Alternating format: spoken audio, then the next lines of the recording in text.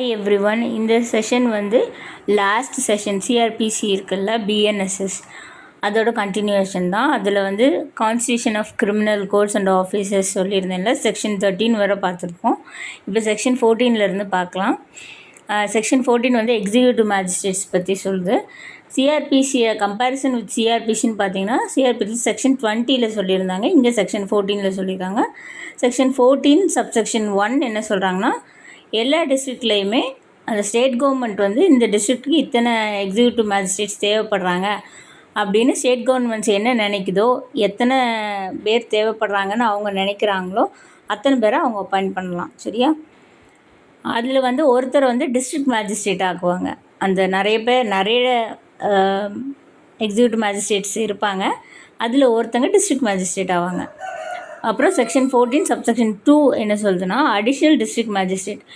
ஏதாவது ஒரு டிஸ்ட்ரிக்டில் வந்து அடிஷ்னல் டிஸ்ட்ரிக்ட் மேஜிஸ்ட்ரேட் தேவைப்படுது, அதாவது ஒருத்தர் தானே டிஸ்ட்ரிக்ட் மேஜிஸ்ட்ரேட்டாக இருப்பாங்கன்னு நான் சொன்னேன். இப்போ அவங்களுக்கு ஒரு அடிஷ்னல் டிஸ்ட்ரிக்ட் மேஜிஸ்ட்ரேட், இது வந்து கவனிக்கணும், அசிஸ்டண்ட் கிடையாது, அது அடிஷ்னல்.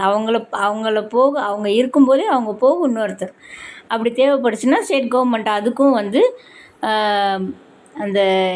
அந்த லா எந்த லா இருக்குதோ அதுக்கு ஏற்றாப்புல, அந்த எந்த லா ஃபோர்ஸில் இருக்குதோ அதுக்கு ஏற்றாப்புல ஸ்டேட் கவர்மெண்ட் வந்து அந்த எக்ஸிக்யூட்டிவ் மேஜிஸ்ட்ரேட்ஸில் இன்னொருத்தரை வந்து அடிஷ்னல் டிஸ்ட்ரிக்ட் மேஜிஸ்ட்ரேட்டாகவும் அப்பாயிண்ட் பண்ணலாம். அப்புறம் செக்ஷன் 14 சப்செக்ஷன் 3 வந்து வேக்கன்சி. எந்த ஒரு டிஸ்ட்ரிக்டில் வந்து டிஸ்ட்ரிக்ட் மேஜிஸ்ட்ரேட்டோட இடம் வந்து காலியாக இருக்குதோ அங்கே வந்து ஸ்டேட் கவர்மெண்ட் இன்னும் அப்பாயின்மெண்ட் இது பண்ணலை, பெண்டிங்கில் இருக்குது அப்படிங்கிற பட்சத்தில் எந்த ஆஃபீஸர் வந்து அந்த டிஸ்ட்ரிக்ட் அட்மினிஸ்ட்ரேஷனுக்கு அப்பாயிண்ட் ஆவாங்க இல்லையா, டிஸ்ட்ரிக்ட் அட்மினிஸ்ட்ரேஷனுக்கு அந்த இடத்துக்கு அப்பாயிண்ட் ஆகிற எந்த ஆஃபீஸர்னாலும் டெம்பரரியாக இந்த டிஸ்ட்ரிக்ட் மேஜிஸ்ட்ரேட் அந்த டியூட்டியையும் அவங்க சேர்த்து பார்க்கலாம். ஓகேவா? அப்புறம் செக்ஷன் 14 அவங்களுக்கு அந்த பவர்ஸ் எல்லாம் அப்போ இருக்கும். செக்ஷன் 14 சப்செக்ஷன் 4 அது வந்து சப்டிவிஷனல் மேஜிஸ்ட்ரேட் பற்றி சொல்லுது.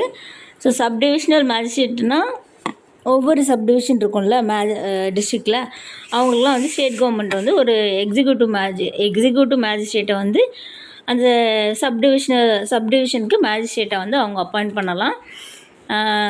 எப்போல்லாம் வந்து தேவைப்படுதோ அந்த காலத்தின் தேவையின் அடிப்படையில். ஓகேவா? ஸோ அக்கேஷன் ரெக்கர்ஸ் அதை பொறுத்து தான் அவங்க வந்து அவ்வளோ நாள் அவங்க சார்ஜில் இருப்பாங்க.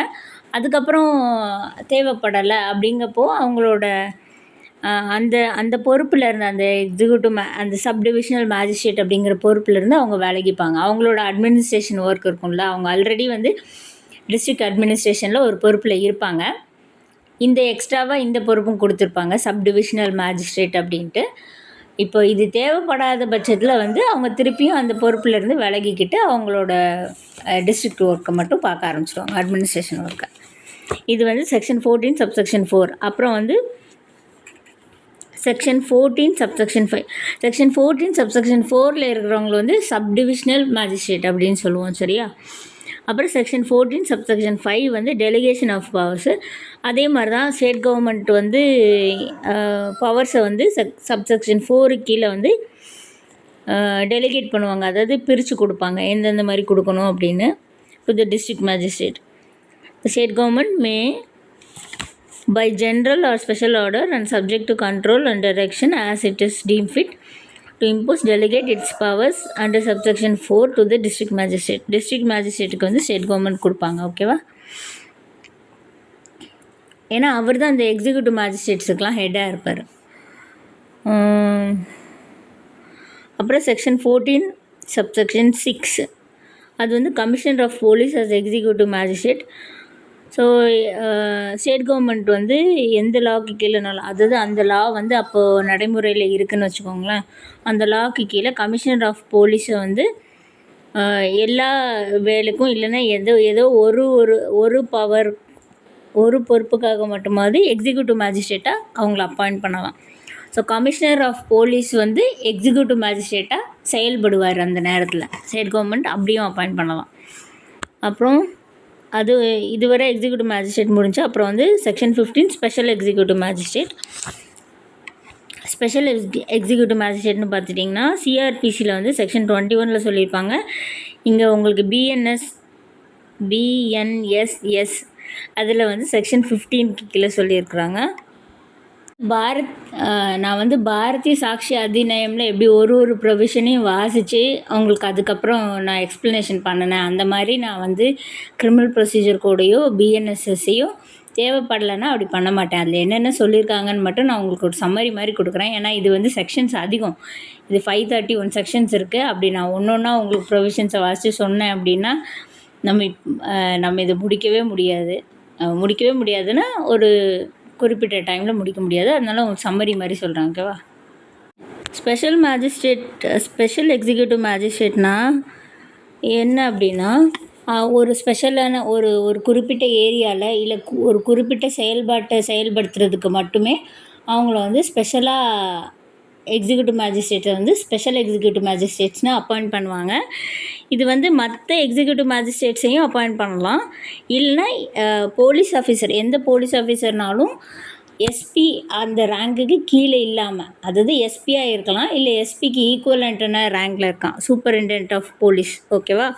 அவங்கள கூட ஸ்பெஷல் எக்ஸிக்யூட்டிவ் மேஜிஸ்ட்ரேட்டை வந்து அப்பாயிண்ட் பண்ணலாம் அந்த குறிப்பிட்ட ஏரியாவுக்கு. அவங்களுக்கு இந்த இந்த இந்த சங்கீதாக்கு கீழே, இந்த பிஎன்எஸ்எஸ்க்கு கீழே கொடுத்துருக்குற எக்ஸிக்யூட்டிவ் மேஜிஸ்ட்ரேட்ஸுக்கு கொடுத்துருக்க பவர் எல்லாம் அவங்களுக்கும் உண்டு. சரியா? அந்த டைமில் அவங்க ஸ்பெஷல் எக்ஸிக்யூட்டிவ் மேஜிஸ்ட்ரேட்ஸாக இருக்கிற டைமில். அப்புறம் ஓகே, ஒரு நிமிஷம் இருங்க. இதில் ஒரு கேஸ் இருக்குது, அதையும் நான் உங்களுக்கு சொல்கிறேன். ஓகே, இது என்னென்னா case Supreme Court case state of Maharashtra versus Mohammed Salim Khan 1991 Class 1 SCC 550. அந்த கேஸில் என்ன சொல்லியிருக்காங்கன்னா, இது ஸ்பெஷல் எக்ஸிக்யூட்டிவ் மேஜிஸ்ட்ரேட்ஸுக்கு வந்து நீங்கள் எக்ஸிக்யூட்டிவ் மேஜிஸ்ட்ரேட்ஸுக்குள்ளே எந்த பவரும் நீங்கள் கொடுக்கலன்னா அது வந்து அப்படி ஒரு பொறுப்பே அவங்க வேலையே செய்ய முடியாது. அவங்களுக்கும் அந்த மாதிரி பவர் கொடுத்தா தான் அவங்க வந்து அந்த ஸ்பெஷல் ஏரியாவில், அந்த குறிப்பிட்ட ஏரியாவில் குறிப்பிட்ட ஒரு செயலை செய்வதற்காக அவங்க அந்த ஃபங்க்ஷனை கரெக்டாக செய்ய முடியும். ஸோ வந்து இந்த சட்டத்திற்கு கீழே எக்ஸிக்யூட்டிவ் மேஜிஸ்ட்ரேட்ஸ்க்கு என்னெல்லாம் பவர் இருக்குதோ அதை வந்து நீங்கள் ஸ்பெஷல் எக்ஸிக்யூட்டிவ் மேஜிஸ்ட்ரேட்டுக்கும் கொடுக்கணும், அவங்களுக்கும் இருக்குது அப்படின்னு இந்த கேஸில் சொல்லியிருக்காங்க. ஓகேவா? அப்புறம் section 16 local jurisdiction of executive magistrate. Local ஜூரிஸ்டிக்ஷனாக இது வந்து சிஆர்பிசியில் செக்ஷன் 22 சொல்லியிருந்தாங்க. இங்கே பிஎன்எஸ்எஸில் செக்ஷன் 16 சொல்லியிருக்காங்க. எந்த பெரிய மாற்றமும் கிடையாது. செக்ஷன் 16 வந்து லோக்கல் ஜூரிஸ்டிக்ஷன் ஆஃப் எக்ஸிக்யூட்டிவ் மேஜிஸ்ட்ரேட்னு சொன்னால, செக்ஷன் 16 சப்செக்ஷன் 1 வந்து டிஸ்ட்ரிக்ட் மேஜிஸ்ட்ரேட் வந்து அந்த இருக்கிற மற்ற எக்ஸிக்யூட்டிவ் மேஜிஸ்ட்ரேட்ஸுக்கெலாம் ஏரியாவை வந்து பிரித்து கொடுப்பாங்க. சரியா? அதாவது இந்தந்த ஏரியாவை வந்து அதை நேரத்துக்கு நேரம் மாறும் அந்த லிமிட்ஸு. அது வந்து மாற்றி கொடுத்து இதை நீங்கள் பார்த்துக்கோங்க அப்படின்னு சொல்லுவாங்க. அங்கே வந்து எக்ஸிக்யூட்டிவ் மேஜிஸ்ட்ரேட்ஸ் வந்து அவங்களோட பவரை வந்து அந்த லிமிட்டுக்குள்ளே வந்து அவங்க வந்து எக்ஸசைஸ் பண்ணிக்கலாம். சப்செக்ஷன் 2, அதாவது செக்ஷன் 16 சப்செக்ஷன் 2ல் என்ன சொல்லியிருக்காங்கன்னா, ஒருவேளை டிஸ்ட்ரிக்ட் மேஜிஸ்ட்ரேட் அப்படி எந்த லிமிட்டும் எந்த வரையறையும் எந்த எல்லையும் கொடுக்கல அப்படிங்கிற பட்சத்தில் அந்த எக்ஸிக்யூட்டிவ் மேஜிஸ்ட்ரேட்ஸ்க்கு வந்து த்ரூ அவுட் த டிஸ்ட்ரிக்ட், அந்த டிஸ்ட்ரிக்ட் ஃபுல்லாகவுமே அவங்க வந்து பவரை வந்து அவங்க வந்து யூஸ் பண்ணிக்கலாம், எக்ஸசைஸ் பண்ணிக்கலாம். அப்புறம் செக்ஷன் 17 சப்பார்டினேஷன் ஆஃப் எக்ஸிக்யூட்டிவ் மேஜிஸ்ட்ரேட். இது வந்து சிஆர்பிசியில் வந்து செக்ஷன் 23ல் சொல்லியிருந்தாங்க. இங்கே செக்ஷன் 17ல் சொல்லியிருக்காங்க. ஒரு சின்ன சேஞ்ச் இருக்குது. இதில் என்ன சேஞ்சஸ் பண்ணியிருக்காங்கன்னா, உங்களுக்கு பழைய சிஆர்பிசி செக்ஷன் 23ல் வந்து யாருக்கு கீழே எக்ஸிக்யூட்டிவ் மேஜிஸ்ட்ரேட் யாருக்கெல்லாம் கீழே இருப்பாங்க அப்படின்னு சொன்னதில் அது வந்து அடிஷ்னல் டிஸ்ட்ரிக்ட் மேஜிஸ்ட்ரேட் அப்படின்னு ஒரு வார்த்தை இருக்கும். அது வந்து பிஎன்எஸ்எஸில் இல்லை. ஓகேவா? இங்கே என்ன சொல்கிறாங்கன்னா, எல்லா எக்ஸிக்யூட்டிவ் மேஜிஸ்ட்ரேட்டுமே டிஸ்ட்ரிக்ட் மேஜிஸ்ட்ரேட்டுக்கு சப்பார்டினேட் தான். ஆனால் ஒருத்தர் தவிர, அது யாருன்னா சப்டிவிஷனல் மேஜிஸ்ட்ரேட்னு ஒருத்தர் இருப்பார். நான் சொன்னேன் இல்லையா? சப்டிவிஷன் எதில் சொன்னேன்? 14 செக்ஷன் 14 சப்செக்ஷன் 4ல் சொன்னேன். ஸோ அந்த சப்டிவிஷனல் மேஜிஸ்ட்ரேட் வந்து அவரை தவிர மற்ற எல்லா எக்ஸிக்யூட்டிவ் மேஜிஸ்ட்ரேட்டுமே வந்து டிஸ்ட்ரிக்ட் மேஜிஸ்ட்ரேட்டுக்கு சப்பார்டினேட்டாக தான் இருப்பாங்க. அவங்க வந்து அந்த சப்டிவிஷனில் வேலை பார்க்குற, அதாவது அந்த சப்டிவிஷனுக்குள்ளே வேலை பார்க்குற எல்லா எக்ஸிக்யூட்டிவ் மேஜிஸ்ட்ரேட்டுமே டிஸ்ட்ரிக்ட் மேஜிஸ்ட்ரேட்டுக்கு கீழே தான் இருப்பாங்க. சரியா? அவரோட ரூல் படி தான், அவரோட ஜென்ரல் ரூலில் தான் இருப்பாங்க, ஜென்ரல் கண்ட்ரோலில், சப்டிவிஷனல் மேஜிஸ்ட்ரேட்டை தவிர. அப்புறம் வந்து என்ன சொல்கிறாங்க அப்படின்னா, ஜென்ரல் கண்ட்ரோல் டிஸ்ட்ரிக்ட் மேஜிஸ்ட்ரேட்ட இருக்கும். Distribution or allocation of business வந்து டிஸ்ட்ரிக்ட் மேஜிஸ்ட்ரேட் அந்தந்த நேரத்தை பொறுத்தளவில் ஸ்பெஷல் ஆர்டர் கொடுப்பாரு. ஸோ அதில் வந்து அந்த பிஸ்னஸை வந்து எக்ஸிக்யூட்டிவ் மேஜிஸ்ட்ரேட்ஸுக்கு கீழே வந்து பிரித்து கொடுப்பாரு. இந்த வேலையை நீங்கள் பாருங்கள், அந்த இதை நீங்கள் பாருங்கள், அந்த ஏரியாவை நீங்கள் பாருங்கள். ஓகேவா? அப்புறம் செக்ஷன் 18 பப்ளிக் ப்ராசிக்யூட்டர்ஸ் பற்றி சொல்லுது. செக்ஷன் 18 வந்து கம்பேரிசன் பார்த்திங்கன்னா சிஆர்பிசியில் செக்ஷன் 24 சொல்லியிருந்தாங்க, இங்கே வந்து செக்ஷன் 18 சொல்லியிருக்காங்க. இதில் வந்து 2 சேஞ்சஸ் இருக்குது. என்னெல்லாம்னா, அதில் ஒரு சேஞ்ச் என்ன அப்படின்னா, national capital territory of Delhi இருக்கு இல்லையா, என்சிடி ஆஃப் டெல்லி, அங்கே வந்து பப்ளிக் ப்ராசிக்யூட்டரை வந்து சென்ட்ரல் கவர்மெண்ட் அப்பாயிண்ட் பண்ணும் அப்படின்னு சொல்லியிருக்காங்க. அது பப்ளிக் ப்ராசிக்யூட்டரோ இல்லைன்னா அடிஷ்னல் பப்ளிக் ப்ராசிக்யூட்டரோ அது வந்து சென்ட்ரல் கவர்மெண்ட் அப்பாயிண்ட் பண்ணும். ஹைகோர்ட் ஆஃப் டெல்லி அவங்களோட கன்சல்ட் பண்ணதுக்கப்புறம் அடுத்த சேஞ்சஸ் என்ன கொண்டு வந்திருக்கோன்னா, ப்ராசிக்யூட்டிங் ஆஃபீஸர் அப்படிங்கிறதுக்கு டெஃபினிஷன் வரும். அதில் வந்து ஸ்பெஷல் பப்ளிக் ப்ராசிக்யூட்டர் அப்படிங்கிறதையும் வந்து இன்க்ளூட் பண்ணியிருக்காங்க. ஓகேவா? இந்த 2 சேஞ்சஸ் பண்ணியிருக்காங்க. இப்போ செக்ஷன் 18 சப்செக்ஷன் 1 என்ன சொல்லியிருக்காங்க அப்படின்னா, செக்ஷன் 18 சப்செக்ஷன் 1 வந்து ஹைகோர்ட்டுக்கு பப்ளிக் ப்ராசிக்யூட்டர் அப்பாயிண்ட் பண்ணுறதை பற்றி சொல்கிறாங்க. ஸோ எல்லா ஹைகோர்ட்டுக்குமே வந்து சென்ட்ரல் கவர்மெண்ட் இல்லைன்னா ஸ்டேட் கவர்மெண்ட் அந்த ஹைகோர்ட்டில் கன்சல்ட் பண்ணதுக்கப்புறம் பப்ளிக் ப்ராசிக்யூட்டரை வந்து அப்பாயிண்ட் பண்ணலாம், இல்லை அடிஷ்னல் பப்ளிக் ப்ராசிக்யூட்டர்ஸையும் அப்பாயிண்ட் பண்ணிக்கலாம். அது ஒன்றுக்கு மேற்பட்ட எவ்வளோ தேவைப்படுதோ அவ்வளோ அடிஷ்னல் பப்ளிக் ப்ராசிக்யூட்டர்ஸை அப்பாயிண்ட் பண்ணிக்கலாம். எதுக்குன்னா, அவங்க அந்த கோர்ட்டில் உள்ள எல்லா ப்ராசிக்யூஷன் எல்லா கேஸையுமே வந்து அப்பீலாக இருக்கட்டும், இல்லை வேறு எதாவது ப்ரொசீடிங்காக இருக்கட்டும், சென்ட்ரல் கவர்மெண்ட்டுக்கோ இல்லைன்னா ஸ்டேட் கவர்மெண்ட்டுக்கோ பக்கமாக ஸ்டேட் கவர்மெண்ட் இல்லைன்னா சென்ட்ரல் கவர்மெண்ட்டுக்கு வக்கீல்னு வச்சுக்கலாமே, அவங்க வக்கீலாக அவர் வந்து அந்த பப்ளிக் ப்ராசிக்யூட்டர் இல்லைன்னா அடிஷ்னல் பப்ளிக் ப்ராசிக்யூட்டர் வந்து வாதாடுவாங்க ஹைகோர்ட்டில். ஓகேவா? இது வந்து செக்ஷன் 8 சப்செக்ஷன் 1.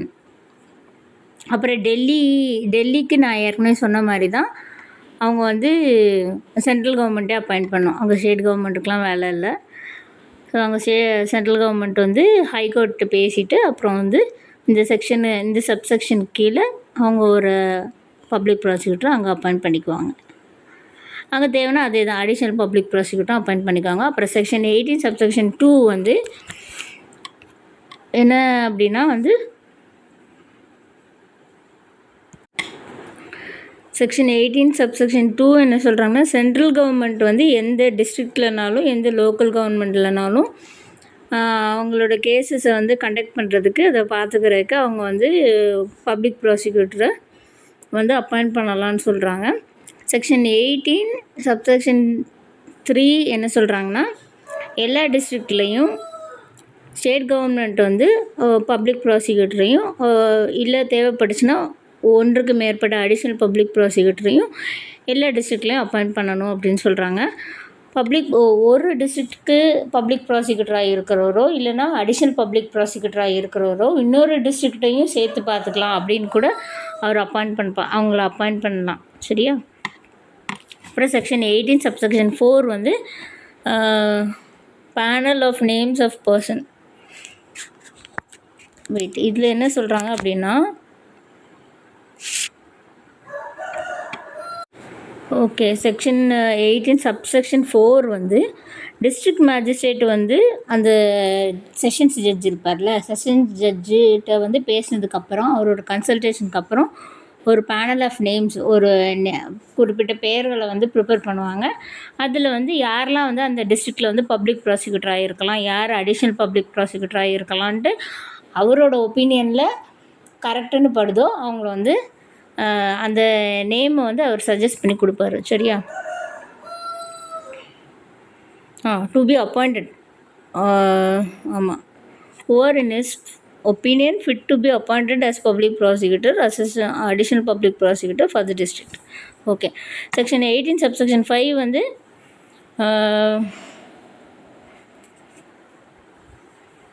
வெயிட் ஒரு நிமிஷம். செக்ஷன் 18 சப்செக்ஷன் 5 என்ன அப்படின்னா, அந்த டிஸ்ட்ரிக்ட் மேஜிஸ்ட்ரேட் ஒரு பேனல் ஒரு நேம்ஸ் வந்து எழுதி ஒப்பீனியனில் இது பண்ணி கொடுத்துருப்பார்ல, செலக்ட் பண்ணி அந்த நேம்ஸில் இருக்கிற அந்த அந்த லிஸ்ட்டில் நேம் இருக்கிறவங்க மட்டும்தான் பப்ளிக் ப்ராசிக்யூட்டராகவோ இல்லை அடிஷ்னல் பப்ளிக் ப்ராசிக்யூட்டராகவோ ஒரு டிஸ்ட்ரிக்ட்டுக்கு ஸ்டேட் கவர்மெண்ட் வந்து அப்பாயிண்ட் பண்ணும். சரியா? அந்த லிஸ்ட்லேயே உங்கள் பேர் இல்லைன்னா ஸ்டேட் கவர்மெண்ட் வந்து அப்பாயிண்ட் பண்ணாது. அப்புறம் செக்ஷன் 18 சப்செக்ஷன் 6 வந்து appointment from regular cadre. Subsection 6ல் என்ன சொல்கிறாங்க அப்படின்னா, சப்செக்ஷன் 5ல் என்ன சொல்லியிருப்பாங்க, பேனல் ஆஃப் நேம்ஸில் வந்து நேம் இருக்கணும் பப்ளிக் ப்ராசிக்யூட்டராகவோ அடிஷ்னல் பப்ளிக் ப்ராசிக்யூட்டராகவோ இது பண்ணுறதுக்குன்னு சொல்லியிருக்காங்க. சப்செக்ஷன் 6 என்ன சொல்கிறாங்கன்னா, சப்செக்ஷன் 5ல் இப்படி சொல்லியிருந்தாலும் ரெகுலர் கேடர் ஆஃப் ப்ராசிக்யூஷன் இருக்கும் இல்லையா, அதாவது ப்ரமோஷன் படி மேலே மேலே வருவாங்க.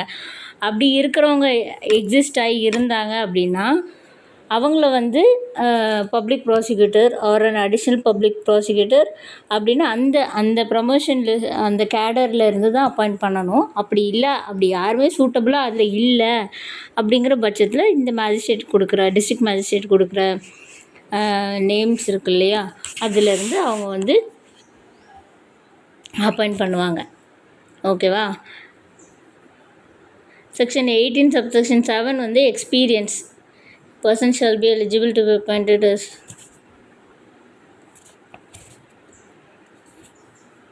ஓகே 7 இயர்ஸ்க்கு கீழே வந்து அவங்களுக்கு அவங்க 7 நாட் லெஸ் தென் 7 இயர்ஸ் 7 இயர்ஸாவது அவங்க வந்து அட்வொகேட்டாக ப்ராக்டிஸ் பண்ணியிருக்கணும். அதுதான் அவங்களோட எக்ஸ்பீரியன்ஸு. எதுக்கு பப்ளிக் ப்ராசிக்யூட்டராகவோ இல்லை அடிஷ்னல் பப்ளிக் ப்ராசிக்யூட்டராகவோ அப்பாயிண்ட் பண்ணுறதுக்கு அவங்க வந்து 7 வருடத்திற்கு குறையாமல் வழக்கறிஞராக ப்ராக்டிஸில் இருக்கணும். சரியா? அட்வொகேட் ப்ராக்டிஸில் இருக்கணும். அப்புறம் section 18 subsection 8 special public prosecutor. Central government வந்து ஏதாவது ஒரு பர்டிகுலர் கேஸு இல்லைன்னா ஒரு கிளாஸ் ஆஃப் கேஸு மொத்தமாக ஒரு பர்டிகுலர் கிளாஸ் ஆஃப் கேஸஸ்க்கு அவங்க வந்து ஸ்பெஷல் பப்ளிக் ப்ராசிக்யூட்டர் அப்பாயிண்ட் பண்ணலாம். அவர் வந்து 10 வருஷத்துக்கு குறையாமல் இருந்திருக்கணும். சரியா? அப்போ தான் அவர் ஸ்பெஷல் பப்ளிக் ப்ராசிக்யூட்டர் ஆக முடியும். 10 வருஷத்துக்கு குறையாமல் அட்வொகேட்டாக ப்ராக்டிஸ் பண்ணியிருக்கணும். அப்போ தான் அவர் ஸ்பெஷல் பப்ளிக் ப்ராசிக்யூட்டர் ஆக முடியும். இது செக்ஷன் 18 சப்செக்ஷன் 8. சப்செக்ஷன் 7ல் வந்து அடிஷ்னல் பப்ளிக் ப்ராசிக்யூட்டர் அப்பாயிண்ட் பண்ணுறதுக்கு 7 வருஷத்துக்கு குறையாமல் உங்களுக்கு ப்ராக்டிஸ் இருக்கணும். செக்ஷன் 18 சப்செக்ஷன் 8ல் அதுக்கு அடுத்த சப்செக்ஷனில் என்ன சொல்கிறாங்கன்னா, ஸ்பெஷல் பப்ளிக் ப்ராசிக்யூட்டர் ஆகிறதுக்கு 10 வருஷத்துக்கு குறையாமல் அட்வொகேட்டாக ப்ராக்டிஸ் பண்ணியிருக்கணும். அப்புறம் விக்டிமே வந்து சில இதில் அப்பாயிண்ட் பண்ணுவாங்க ப்ராசிக்யூட்டரை. அவங்க விக்டிம்னா அவங்க பாதிக்கப்பட்ட நபர்கள் வந்து அவங்களுக்கு விருப்பப்பட்ட அட்வொகேட்டை வந்து நீங்கள் ப்ராசிக்யூஷனுக்கு வந்து கொஞ்சம் ஹெல்ப் பண்ண சொல்லி அவங்க விருப்பத்துக்கு எப்பவும் அப்பாயிண்ட் பண்ணிக்கலாம். ஓகேவா? ஏன்னா அவங்க அட்வொகேட் தானே, அவங்க கேஸை வந்து நல்லபடியாக எடுத்து சொல்லுவாங்க. இல்லைன்னா இந்த அட்வொகேட் எங்களோட கேஸை எடுத்து நடத்தினா நல்லா இருக்கும்னு நினைக்கிறோம் அப்படின்னு அந்த பாதிக்கப்பட்டவங்க பொதுவாக வந்து குற்றம் சாட்டப்பட்டவங்க டிஃபென்ஸ் லாயராக அவங்க தேர்ந்தெடுத்திருப்பாங்க இல்லையா. ஆனால் வந்து பாதிக்கப்பட்டவங்க வந்து அந்த ஸ்டேட் கவர்மெண்ட்டில் யார் பப்ளிக் ப்ராசிக்யூட்டராக இருக்காங்களோ, யார் ஏபிபிஐ இருக்காங்களோ, யார் அடிஷ்னல் பப்ளிக் ப்ராசிக்யூட்டராக இருக்காங்களோ அவங்க தானே அந்த கேஸ் எடுத்து நடத்துவாங்க. ஆனால் இந்த ப்ரொவிஷனில் வந்து ஒரு ஆப்ஷன் கொடுக்குது, அந்த பாதிக்கப்பட்ட நபர்களுக்கு ஒரு ஆப்ஷன் கொடுக்குது. உங்களுக்கு பிடிச்ச உங்களுக்கு இவங்க வந்து என் கேஸை நல்லா கொண்டு போங்க, எனக்கு வந்து நியாயம் வாங்கி தருவாங்க, யாராவது நான் பாதிக்கப்பட்டனோ அவங்களுக்கு வந்து தண்டனை வாங்கி கொடுப்பாரு, என் கேஸ் பற்றி உங்களுக்கு நல்லா தெரியும் அப்படின்னு நினைக்கிறாங்கன்னா ப்ராசிக்யூஷனுக்கு ஹெல்ப் பண்ணலாம். நீங்கள் ஹெல்ப் பண்ணுங்கள், இவரையும் வந்து உங்கள் ப்ராசிக்யூஷன் சைடில் இந்த வக்கீலே நீங்கள் அப்பாயிண்ட் பண்ணிக்கோங்க அப்படின்னு சொல்லி அந்த விக்டிம்க்கு விருப்பப்பட்ட நபரையும் அட்வொகேட்டையும் நம்ம வந்து ப்ராசிக்யூட்டராக இது பண்ணிக்கலாம். ஓகேவா? அப்புறம் என்னது, அதுக்கப்புறம் செக்ஷன் 18 சப்செக்ஷன் 9. ஓகே, இந்த செக்ஷன் என்ன சொல்கிறாங்க, சப்செக்ஷன் 9ல் என்ன சொல்கிறாங்கன்னா, இப்போ சப்செக்ஷன் 7ம் 8ம் வந்து ப்ராக்டிஸிங் அட்வொகேட்டை பற்றி பேசுவோம் இல்லையா. அதாவது எவ்வளோ நாள் வந்து நீங்கள் கண்டினியூஸ் ப்ராக்டிஸ் உங்களுக்கு இருந்திருக்கணும் நீங்கள் எலிஜிபிள் ஆகிறதுக்கு அப்படின்னு சொல்லுவோம். ஸோ இந்த செக்ஷன் என்ன சொல்லுது அப்படின்னா, நீங்கள் அட்வொகேட்டை ப்ராக்டிஸ் பண்ணலை, ஆனால் வந்து நீங்கள் பப்ளிக் ப்ராசிக்யூட்டராக இருந்திருக்கீங்க, இல்லை அடிஷ்னல் பப்ளிக் ப்ராசிக்யூட்டராக ஒர்க் பண்ணியிருக்கீங்க, இந்த சட்டம் இந்த சங்கீதா வந்ததுக்கப்புறமும் இல்லைன்னா அதுக்கு முன்னாடியும் கூட நீங்கள் இப்படி ஒர்க் பண்ணியிருக்கீங்க, இல்லை அசிஸ்டன்ட் பப்ளிக் ப்ராசிக்யூட்டராக இருந்திருக்கீங்க அப்படிங்கிற பட்சத்தில் அந்த வருஷமும் வந்து உங்களோட அட்வொகேட் ப்ராக்டிஸில் வந்து சேர்த்து தான் வந்து அந்த மொத்தமான இதை வந்து கால்குலேட் பண்ணுவாங்க. சரியா? Shall be deemed to be the period during which person has been in practice as an advocate. So இப்போது என்ன எடுத்துக்கோங்களேன், எனக்கு ஒரு 7 வருஷம் அட்வொகேட்டாக ப்ராக்டிஸ் இருக்குதுன்னு வச்சுக்கோங்க. ஃபார் எக்ஸாம்பிள் சொல்கிறேன், 7 வருஷம் அட்வொகேட்டாக ப்ராக்டிஸ் இருக்குது. நான் ஒரு 3 வருஷம் வந்து அசிஸ்டன்ட் பப்ளிக் ப்ராசிக்யூட்டராக இருக்கேன், ஒரு 2 வருஷம் வந்து அடிஷ்னல் பப்ளிக் ப்ராசிக்யூட்டராக இருக்கேன்னா என்னோடய மொத்த ப்ராக்டிஸோட காலம் எவ்வளவு அப்படின்னா 7, இங்கே ஒரு 3, 10, அப்புறம் ஒரு 12 வருஷம் வந்து எனக்கு அட்வொகேட் ப்ராக்டிஸ் இருந்திருக்குன்னு கால்குலேட் பண்ணுவாங்க. ஓகேவா? இதுதான் வந்து செக்ஷன் 9ல் சொல்கிறாங்க. ஸோ செக்ஷன் 7, 8, 9 மூணுமே வந்து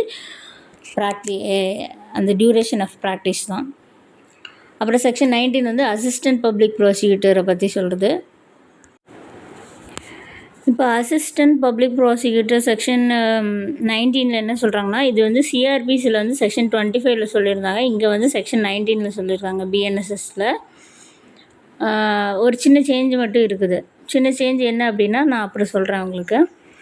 செக்ஷன் 19 சப்செக்ஷன் 1ல் வந்து ஸ்டேட் கவர்மெண்ட் வந்து எல்லா டிஸ்ட்ரிக்ட்லேயும் வந்து பப்ளிக் ப்ராசிக்யூட்டரை அப்பாயிண்ட் பண்ணலாம். எல்லா அந்த மேஜிஸ்ட்ரேட் கோர்ட்டில் வந்து அவங்க வந்து கேஸ் நடத்துறதுக்காக, ப்ராசிக்யூஷன் சைடில் அவங்க கேஸ் நடத்துறதுக்காக எல்லா டிஸ்ட்ரிக்ட்லேயும் பப்ளிக் ப்ராசிக்யூட்டர்ஸை வந்து ஸ்டேட் கவர்மெண்ட் அப்பாயிண்ட் பண்ணலான்னு சொல்கிறாங்க. செக்ஷன் 19 சப்செக்ஷன் 2 வந்து இதே சென்ட்ரல் கவர்மெண்ட் அப்பாயிண்ட் பண்ணுற பப்ளிக் ப்ராசிக்யூட்டர்ஸ், அசிஸ்டன்ட் பப்ளிக் ப்ராசிக்யூட்டர்ஸை பற்றி சொல்கிறாங்க.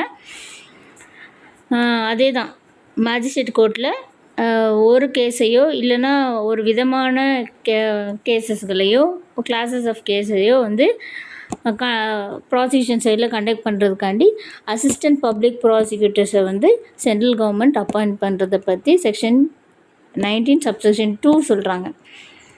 அப்புறம் செக்ஷன் 19 சப்செக்ஷன் 3ல் வந்து டிஸ்ட்ரிக்ட் மேஜிஸ்ட்ரேட்டே அப்பாயிண்ட் பண்ணுவார். யாரை? Assistant public prosecutor. அதை பற்றி சொல்கிறாங்க. அதாவது இதுக்கு முன்னாடி சொல்லியிருப்பாங்களா, செக்ஷன் 19 சப்செக்ஷன் 1 சப்செக்ஷன் 2 இந்த 2 சப்செக்ஷனையும் ப்ரெஜுடிஸ் பண்ணாமல், அதாவது இதை மனசில் வச்சு குழப்பிக்காமல் பப்ளிக் ப்ராசிக்யூட்டர் வந்து அவைலபிளாக இருக்கிறாங்க அப்படிங்கிற பட்சத்தில் ஏதாவது ஒரு குறிப்பிட்ட கேஸுக்கு வந்து நீங்கள் பொறுப்பேற்றுக்கோங்க சார், இதை நீங்கள் எடுத்து நடத்துங்க அப்படின்னு சொல்லி அந்த டிஸ்ட்ரிக்ட் மேஜிஸ்ட்ரேட் வந்து அந்த நேரத்துக்கு அவர் வந்து அப்பாயிண்ட் பண்ணலாம். ஓகேவா? இது வந்து போலீஸ் ஆஃபீஸராக கூட இருக்கலாம், ஆனால் எந்த மாதிரி போலீஸ் ஆஃபீஸராக இருக்கக்கூடாதுங்கிறதுக்கு ரூல் இருக்குது. நான் அதை அப்புறம் சொல்கிறேன். இந்த மாதிரி அப்பாயிண்ட் பண்ணுற, அதாவது ஒரு கேஸுக்கு பர்டிகுலரான கேஸுக்கு நீங்கள் பொறுப்பெடுத்துக்கோங்க, சார்ஜ் எடுத்துக்கோங்கன்னு சொல்லி டிஸ்ட்ரிக்ட் மேஜிஸ்ட்ரேட் ஒருத்தர் அசிஸ்டன்ட் பப்ளிக் ப்ராசிக்யூட்டர் அப்பாயிண்ட் பண்ண போகிறாங்கன்னா அவங்களுக்கு 14 அந்த ஸ்டேட் கவர்மெண்ட்டுக்கு வந்து 14 டேஸ்க்கு முன்னாடி நோட்டீஸ் கொடுக்கணும். ஓகேவா? இந்த கேஸுக்கு இவர் எடுத்து நடத்துவார்னு நான் வந்து இவரை ஏபிபியாக வந்து நான் அப்பாயிண்ட் பண்ண போகிறேன் அப்படின்னு டிஸ்ட்ரிக்ட் மேஜிஸ்ட்ரேட் வந்து ஸ்டேட் கவர்மெண்ட்டுக்கு 14 டேஸ்க்கு முன்னாடி நோட்டீஸ் கொடுக்கணும். இது சிஆர்பிசியில் கிடையாது. இதை வந்து இங்கே மைனர் சேஞ்சஸ்னு சொன்னேன்ல, பிஎன்எஸ்எஸில் இப்போ கொண்டு வந்திருக்காங்க. ஸோ போலீஸ் ஆஃபீஸரை கூட இவர் வந்து டிஸ்ட்ரிக்ட் மேஜிஸ்ட்ரேட் வந்து அப்பாயிண்ட் பண்ணலாம். இந்த மாதிரி ஒரு கேஸை நீங்கள் வந்து சார்ஜ் எடுத்துக்கோங்க சார், நீங்கள் ப்ராசிக்யூஷன் சைடில் இருங்க, அசிஸ்டன்ட் ஏபிபிஐ இருந்து கேஸை நடத்துங்கன்னு சொல்லலாம். ஆனால் அவர் வந்து இன்ஸ்பெக்டர் ரேங்குக்கு கீழே இருக்கக்கூடாது. அப்புறம் அவர் வந்து அந்த குற்றவாளி இருக்காங்கல்ல, அந்த குற்றவாளியை எந்த விதத்துலேயும் அவர் வந்து விசாரணை பண்ணியிருப்பார்ல, விசாரணை பண்ண போலீஸ் ஆஃபீஸரில் அவர் ஒரு ஆளாக இருக்கக்கூடாது. அவர் ஒரு ஆளாக இருக்கக்கூடாது. அந்த அந்த அந்த அவரை விசாரித்ததில் எந்த ஒரு பங்குமே அவர் வகுத்திருக்கக்கூடாது. அப்படிப்பட்ட ஒரு போலீஸ் ஆஃபீஸரை வந்து அசிஸ்டன்ட் பப்ளிக் ப்ராசிக்யூட்டராக டிஸ்ட்ரிக்ட் மேஜிஸ்ட்ரேட் அப்பாயிண்ட் பண்ணிக்கலாம். அந்த ஒரு கேஸுக்காக பர்டிகுலர் கேஸ் எதாவது இருந்துச்சுன்னா அவர் வந்து இன்ஸ்பெக்டர் ரேங்க்கு கீழே இருக்கக்கூடாது. ஓகேவா? அடுத்து வந்து செக்ஷன் 20 டைரக்டரேட் ஆஃப் ப்ராசிக்யூஷன் சொல்கிறாங்க. செக்ஷன் 20 என்ன அப்படின்னா, செக்ஷன் 20 வந்து டைரக்டரேட் ஆஃப் ப்ராசிக்யூஷனை பற்றி சொல்கிறாங்க. செக்ஷன் 20 சப்செக்ஷன் 1 அதில் தான் வந்து டைரக்டர் ஆஃப் ப்ராசிக்யூஷன் வந்து எல்லா ஸ்டேட் கவர்மெண்ட்டும் ஒரு ஸ்டேட்டில் வந்து டைரக்டரேட் ஆஃப் ப்ராசிக்யூஷன் அப்படின்னு ஒரு நிர்வாகத்தை வந்து எஸ்டாப்ளிஷ் பண்ணலாம். அதுக்கு ஒரு டைரக்டர் இருப்பார். அப்புறம் எவ்வளோ டெப்புட்டி டைரக்டர்ஸ் வேணாலும் இருப்பாங்க. சரியா? அது வந்து ஸ்டேட் கவர்மெண்ட் அப்பாயிண்ட் பண்ணிக்கலாம். As many deputy directors as it thinks fit. அப்புறம் என்ன சொல்கிறாங்கன்னா, state government district directorate of ப்ராசிக்யூஷனும் வந்து ஒவ்வொரு டிஸ்ட்ரிக்ட்லேயும் வந்து எஸ்டாப்ளிஷ் பண்ணலாம். அதுக்கு டைரக்டர் இருப்பார். எவ்வளோ டெப்புட்டி டைரக்டர்ஸ் வேணாலும் இருப்பாங்க. அசிஸ்டன்ட் டைரக்டர்ஸ் ஆஃப் ப்ராசிக்யூஷனும் இருப்பாங்க. ஓகேவா? அது எவ்வளோ நாளும் assistant directors of prosecution, deputy directors of ப்ராசிக்யூஷன்லாம் எவ்வளோ தேவைப்படுறாங்களோ அவ்வளோ பேர் அப்பாயிண்ட் பண்ணிப்பாங்களே டிஸ்ட்ரிக்டில். இப்போ இந்த டிஸ்ட்ரிக்டில் அசிஸ்டன்ட் டைரக்டர்ஸ் ஆஃப் ப்ராசிக்யூஷன் அப்படின்னு ஒரு புதுசாக ஒரு இதை வந்து சொல்லியிருக்காங்க இல்லையா? இது வந்து சிஆர்பிசியில் கிடையாது. இங்கே பிஎன்எஸ்எஸில் தான் அசிஸ்டன்ட் டைரக்டர் ஆஃப் ப்ராசிக்யூஷனும் எல்லா டிஸ்ட்ரிக்ட்லேயும் இருக்கலாம் அப்படின்னு சொல்லியிருக்காங்க. செக்ஷன் 20 சப்செக்ஷன் 2 வந்து அவங்களோட எலிஜிபிலிட்டி எப்படி இருக்கணும்னு சொல்கிறாங்க. இப்போ வந்து டைரக்டர் ஆஃப் ப்ராசிக்யூஷன் இல்லைன்னா டெப்புட்டி டைரக்டர் ஆஃப் ப்ராசிக்யூஷன் அப்படின்னா அவங்களுக்கு வந்து 15 வருடத்திற்கு குறையாமல் அவங்க வந்து அட்வொகேட்டாக இருக்கணும். சரியா? அட்வொகேட்டாக ப்ராக்டிஸ் இருக்கணும். இப்போ இந்த அட்வொகேட் ப்ராக்டிஸில் நான் ஏற்கனவே சொன்ன ரூல் தான். நான் அட்வொகேட் ப்ராக்டிஸ்னால் இப்போ டிஃபென்ஸ் லாயராக மட்டும் இல்லாமல் தனிப்பட்ட அட்வொகேட்டாக மட்டும் இல்லாமல் அவங்க ஏபிபியாக இருந்திருக்காங்க, இல்லை பிபியாக இருந்திருக்காங்க அப்படிங்கிறதும் அதில் கால்குலேட் ஆகும். சரியா? அப்புறம் வந்து அசிஸ்டன்ட் டைரக்டர் ஆஃப் ப்ராசிக்யூஷன் இப்போ வந்து director of prosecution or deputy director of prosecution இந்த 2 பேர் இருக்காங்கல்ல, இந்த 2 பதவி இருக்குல்ல, இதுக்கு வந்து 15 இயர்ஸ்க்கு குறையாமல் அவங்க இருக்கணும்.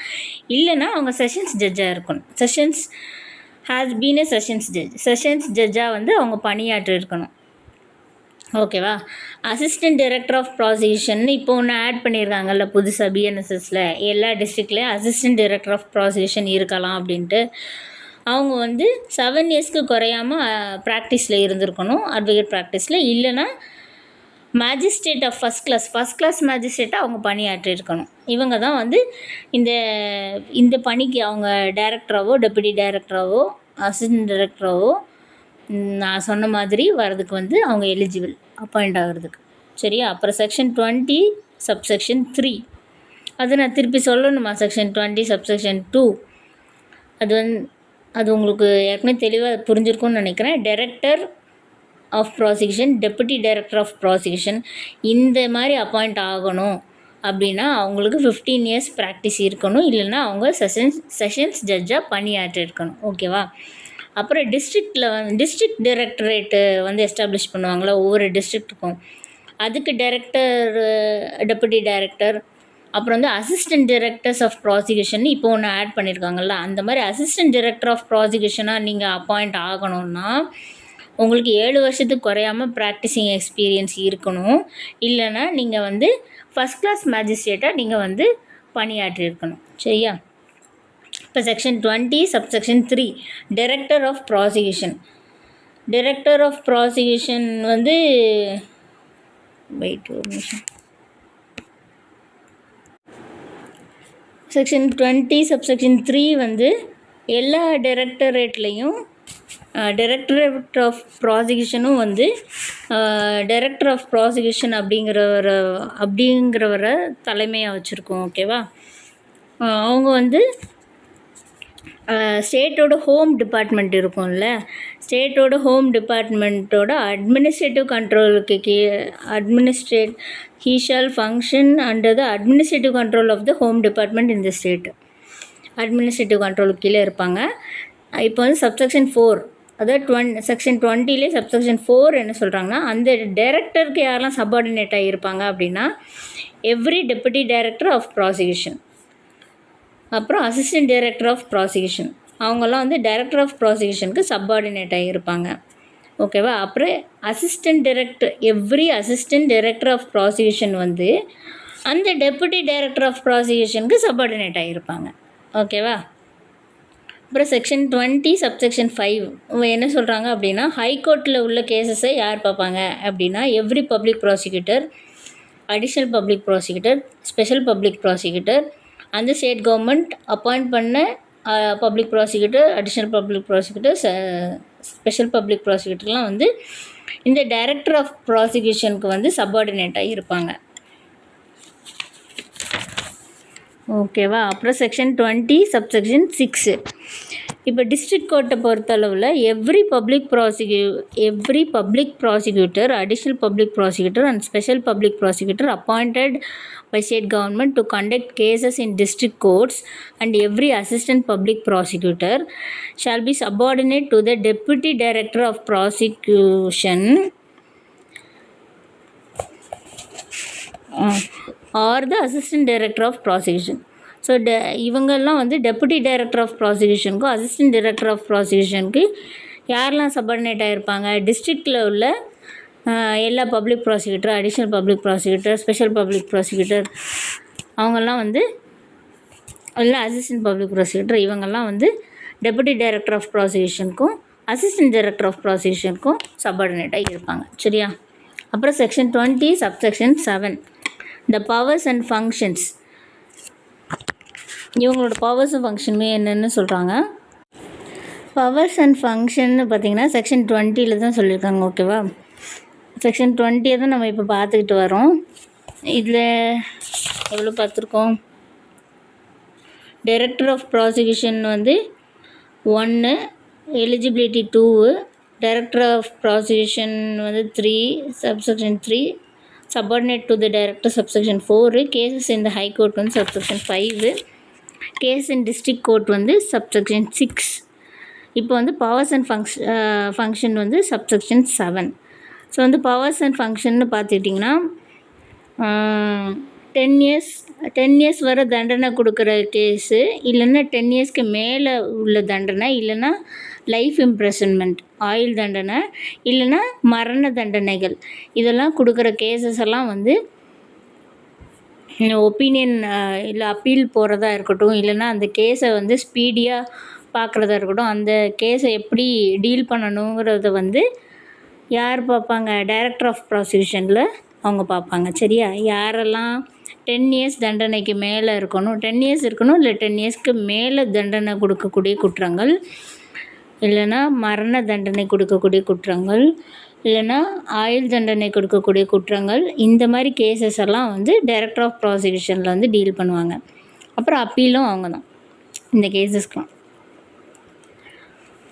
அப்புறம் செக்ஷன் 20 சப்செக்ஷன் 8 வந்து police report and monitor the case. The powers and function of deputy director of ப்ராசிக்யூஷனுக்கு என்னென்ன பவர்ஸ் இருக்குது அப்படின்னு சொல்லியிருக்காங்க. போலீஸ் ரிப்போர்ட்டை வந்து எக்ஸாமின் பண்ணுறதுக்கும், அது ஸ்க்ரூட்டனைஸ் பண்ணுறதுக்கும், மானிட்டர் பண்ணுறதுக்கும், எந்த மாதிரி அஃபென்ஸுக்கெலாம் 7 வருஷம் தண்டனைக்குரிய அஃபென்ஸாக இருக்கும், குற்றமாக இருக்கட்டும், இல்லைன்னா 7 வருஷத்துக்கு மேலே தண்டனைக்குரிய குற்றங்கள், ஆனால் 10 வருடத்திற்கு கீழாக, அதாவது 7 இல்லைன்னா 7க்கு மேலே ஆனால் 10க்கு உள்ள அப்படிங்கிற வருட கணக்கில் தண்டனை அனுபவிக்கக்கூடிய குற்றங்கள் எல்லாத்தையும் வந்து